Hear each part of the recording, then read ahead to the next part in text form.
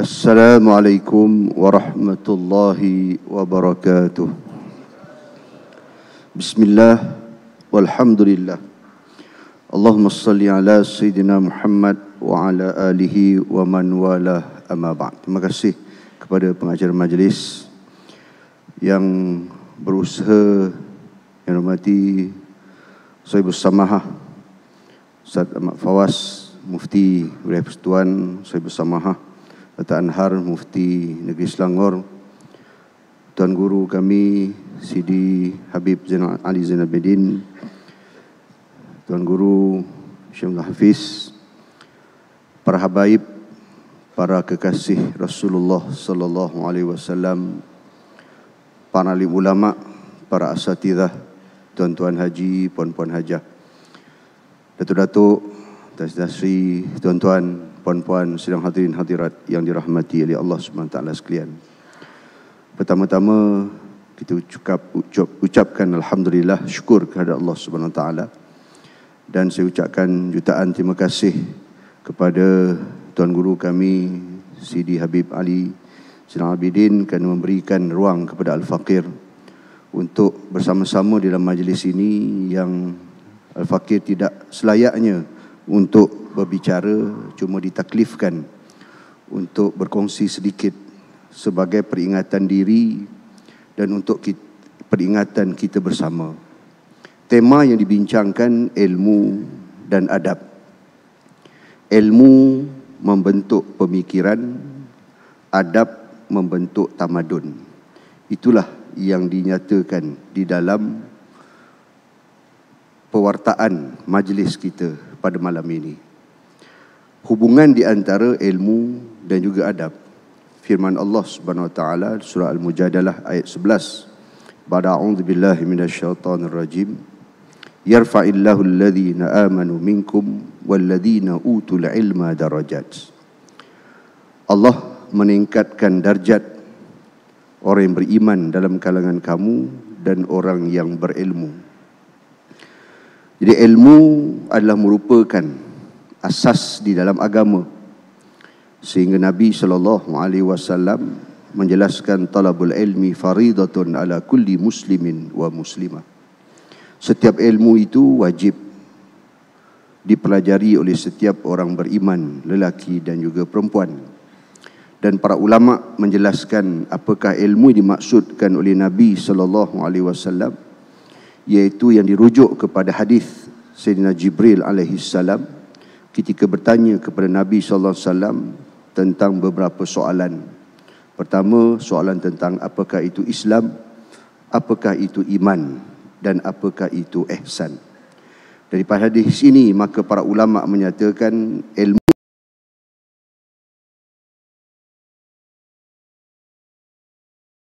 orang beriman lelaki dan perempuan itu yang diisyaratkan daripada kefahaman Islam itu iaitu ilmu fiqh, iman itu kepada ilmu tauhid, ihsan itu merujuk kepada ilmu akhlak dan tasawuf.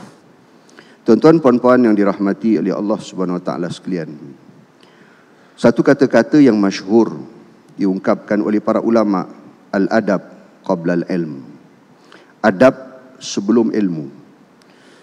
Satu ungkapan yang sangat mendalam untuk menjelaskan hubungan di antara ilmu dan juga adab yang dibincangkan sebagai tema perbincangan kita pada malam ini. Apabila kita berbicara berkenaan dengan ilmu dan juga adab, saya ingin menukilkan kata-kata pendekatan yang dikemukakan oleh para ulama. Sebagai contoh, ulama di alam Melayu yang masyhur pada abad ke-17, Mufti Kerajaan Aceh Darussalam, Syekh Abdul Rauf As-Singkili, dalam kitab beliau Umdatul Muhtajin, beliau menjelaskan pendidikan yang diwarisi daripada Nabi Muhammad sallallahu alaihi wasallam itu dapat kita jelaskan melalui 4 asas. Yang pertama, guru. Kedua, ilmu. Ketiga, amal, zikrullah. Keempat, adab. Jadi perbahasan manuskrip Umdatul Muhtajin karangan Syekh Abdul Rauf As-Singkili membincangkan tentang perkara ini. Bagaimana untuk kita memahami ilmu yang sebenar? Maka kita perlukan kepada guru. Dan guru inilah yang memberikan irsyad, panduan kepada kita.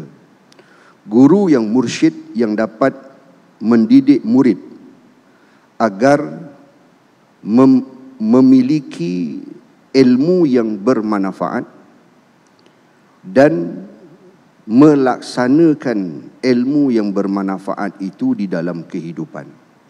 Kata Imam Al-Ghazali rahimahullah dalam Ihya Ulumuddin, ilmu yang bermanfaat itu yang sebagaimana Nabi SAW doa, mohon daripada Allah ilman nafi'ah, ilmu yang bermanfaat.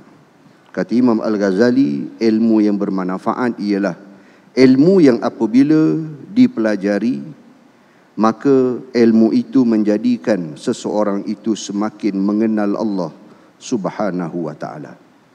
Maka untuk kita mendapat ilmu yang bermanfaat, kita perlukan guru. Dan guru ini perlulah seorang yang mursyid, yang dapat membimbing kita, mendidik kita untuk mengenal Allah, untuk kita melaksanakan ilmu, untuk mentaati perintah Allah. Kemudian asas yang ketiga iaitu zikrullah, amal. Al-ilmu bila amalin kasyajari bila thamarin. Ilmu tanpa amal seumpama pokok tanpa buah. Maka ilmu yang dipelajari perlu disertakan dengan amal. Dan amalan yang betul juga dipandu oleh guru yang mursyid. Ketiga, yang keempat terasnya adalah adab. Jadi guru yang mursyid akan mendidik murid agar beradab sebagaimana objektif perutusan Nabi Muhammad sallallahu alaihi wasallam. Sebagaimana Nabi sallallahu alaihi wasallam bersabda, "Innama bu'ithtu li utammima makarimal akhlaq." Sesungguhnya aku diutuskan oleh Allah untuk menyempurnakan akhlak. Jadi objektif utama perutusan Nabi Muhammad sallallahu alaihi wasallam iaitu untuk mendidik umat agar menjadi umat yang beradab. Tuan-tuan puan-puan yang dirahmati oleh Allah Subhanahu wa taala sekalian, untuk kita melihat perkaitan di bersama-sama, untuk kita melihat, mengkaji kenapa ada sebagaimana Fadilatul Syekh nyatakan tadi, orang beradab dia sudah barang pasti mesti berilmu, tetapi tidak semestinya orang berilmu itu beradab. Kenapa? Maka dia kembali kepada satu persoalan. Guru yang bagaimana yang mendidik kita, yang mengajar kita. Guru itulah yang mencerminkan kepribadian murid. Rasulullah sallallahu alaihi wasallam tidak pernah terputus sepanjang hayat sehingga Nabi sallallahu alaihi wasallam wafat didampingi oleh malaikat Jibril alaihi salam. Maka para ulama menyatakan difahami daripada isyarat tersebut, seseorang murid itu wajib memiliki guru, yang guru itu sentiasa membimbing murid tadi untuk benar berada pada jalan tarik menuju Allah Subhanahu wa taala. Jika Nabi Muhammad sallallahu alaihi wasallam seorang kekasih Allah, tidak pernah satu saat dan detik sepanjang hidup baginda melainkan dipandu oleh Allah, diadabkan oleh Allah, sebagaimana sabda Nabi, "Addabani Rabbi fa ahsana ta'dibi." Aku diadabkan oleh Allah. Allah mendidik Nabi sehingga Allah memuji Nabi sallallahu alaihi wasallam, "Innaka la'ala khuluqin azim." Sesungguhnya engkau wahai Muhammad mempunyai akhlak yang begitu agung. Dan para ulama menyatakan, contoh Syekh Abdul Rauf Singkil dalam bukunya yang lain, Bayan Syurut Syekh wal Murid, isyarat daripada sohbah Nabi Muhammad sallallahu alaihi wasallam dengan malaikat Jibril alaihi salam Maka sebab itu kita sebagai seorang murid perlu sentiasa bersohbah dengan guru yang mursyid. Sebagaimana kata Syekh Daud Al-Fatani dalam buku beliau Al-Manhalus Safi, beliau menukilkan kata-kata Syekhul Akbar Imam Muhyiddin Ibn Arabi, man la syaikha fasyaitanu syaikhuhu. Sesiapa yang tidak ada guru, maka syaitanlah gurunya. Inilah punca kenapa orang berilmu tidak beradab. Ilmunya hebat, tetapi apabila ada masalah pada guru, maka dia tidak beradab. Dan guru yang mursyid akan mendidik murid agar murid ini sentiasa zikrullah. Dengan zikrullah lah seseorang itu dapat beradab. Alhamdulillah, terima kasih kepada Tuan Guru kita Habib Ali Zainal Abidin memberikan ruang kepada kita daripada awal selepas asar sehingga sebelum isyak tadi. Kita bersama-sama dengan masyrab bagaimana para ulama, para habaib, para wali Allah berijtihad bagi menyusun ayat-ayat Al-Quran.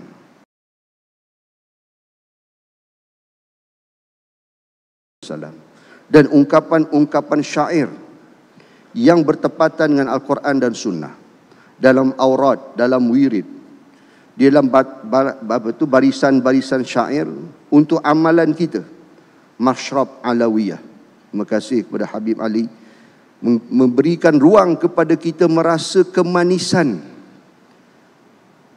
merasai minuman masyrab daripada para habaib, para awliya Allah Subhanahu wa ta'ala.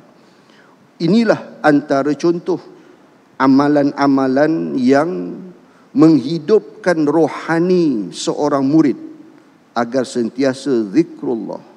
Yang apabila ada zikrullah, maka barulah terbit adab. Bagaimana untuk kita nak beradab kepada Allah jika hati itu kering kontang daripada ingat kepada Allah? Dan orang yang sentiasa berusaha untuk memperbaiki zikrullahnya, maka akan terbitlah benih-benih, bibit-bibit adab. Adabnya kepada Allah, adabnya kepada sesama hamba Allah Subhanahu wa ta'ala. Sebagai kesimpulan, tuan-tuan dan puan-puan, ilmu boleh dipelajari. Ayat Al-Quran yang sama boleh dipelajari oleh dua individu yang berbeza. Hadis-hadis Nabi SAW boleh dipelajari oleh dua individu yang berbeza.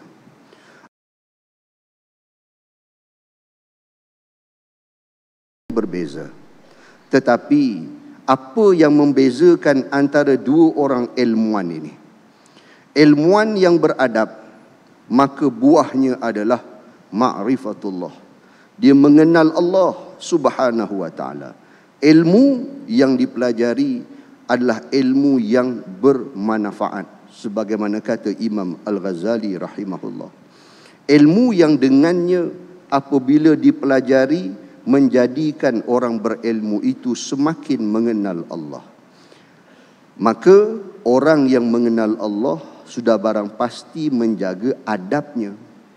Berbeza dengan individu kedua, juga ilmuwan, banyak ilmu, menghafaz Al-Quran, menghafaz hadis, boleh mengupas aqwalul ulama, tetapi tanpa adab.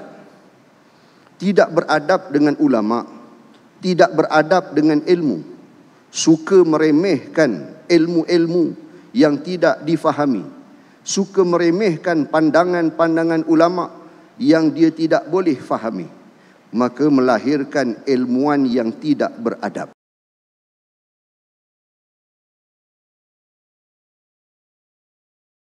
Ilmu yang banyak tidak menjadikan orang berilmu itu semakin mengenal Allah, tetapi ilmu yang banyak semakin menjadikan dia sombong kepada Allah, sombong kepada sesama hamba Allah. Sifat keakuan semakin besar kerana menganggap dia orang berilmu. Itulah serba sedikit perkongsian, mudah-mudahan ada manfaatnya. Mohon maaf kepada Tuan Guru kami Habib Ali Zainal Abidin jika ada kekurangan daripada Al-Faqir. Jadi minta maaf kepada para alim ulama, para habaib, sekiranya ada kesilapan mohon diperbetulkan. Aqulu qauli hadza wa astaghfirullahal azim li wa lakum wa billahi taufiq wal hidayah. Assalamualaikum warahmatullahi wabarakatuh. Wallah.